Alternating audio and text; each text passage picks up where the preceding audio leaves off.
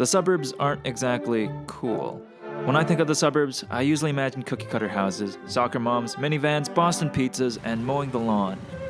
But there's a group out here in Dartmouth that thinks about the suburbs a bit differently.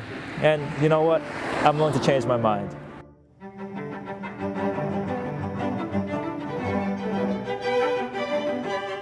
This video is sponsored by the Village on Main, a community improvement district supported by commercial property owners in the Tacoma Lakecrest Main area of Dartmouth.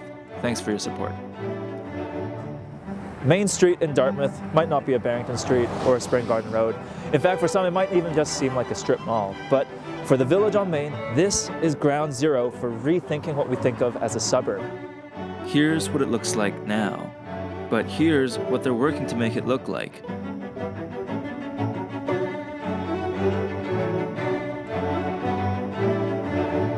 Holy cow. Okay, let's take a step back here. Main Street is actually one of the several business districts that sprung up around the many suburban neighborhoods in HRM. And they all share one thing in common: parking. Lots and lots and lots of parking. It's a paradise for vehicles, but for pedestrians and other means of transportation, not so much. It's really hard to get anywhere without a car. This might look like a big problem, but for the Village on Main, it's an opportunity. Their motto is, change is good, transformation is better. And here's why that might be the case. Don't let the amount of empty space and parking fool you. The Village on Main is actually really dense with activity. On top of all the businesses, this area also has several schools and a college, as well as 50 health and wellness facilities, all within 1 kilometer of each other. There's no question that this is a hub and destination in Dartmouth. At the same time, downtown areas are becoming less affordable, with each new development becoming increasingly controversial.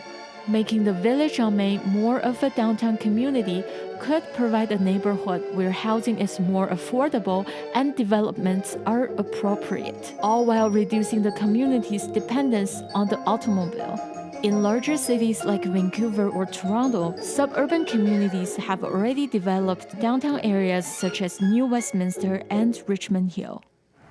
But fancy ideas aside, the Village on Main has actually taken some very concrete steps towards realizing this vision. They spent their first few years as an organization consulting their community and creating one of the first form-based codes in the HRM. Wait, what's a form-based code, narrator Yute? Well, host Yute, a form-based code is basically a set of rules that very clearly define what kinds of developments can or cannot be built in a neighborhood. And as a result, the developments that are proposed are more suitable for the community while getting approved and built much faster. And there are already developments under consideration in the Village on Main, such as this one proposed for the former Garden View restaurant site, as well as this development called Horizon by social enterprise Affirmative Ventures. But all this activity isn't just about buildings and development. This form-based code is ultimately rooted in a vision that is unique to the Village on Main, their age-friendly community plan. It's the only plan of its type in Atlantic Canada, and it gives direction on a myriad of issues that will help make the neighborhood surrounding Main Street better for residents of all ages. There certainly is a lot being proposed for the Village on Main, but there are a few challenges to realizing this kind of vision. One key example is transit. In other suburban centers, a well-connected transit network is vital to making these places viable places to live in. At the Village on Main, there are several bus routes that pass near Main Street, but none that actually go down it. The surrounding community often has to take multiple transfers, long and winding routes, or excruciatingly infrequent buses to get around here. And even if you live just further up Main Street by Montague Road, it would take you 45 minutes and 2 transfers to get to the Village on Main. That same trip just takes 7 minutes by car and 15 by bicycle.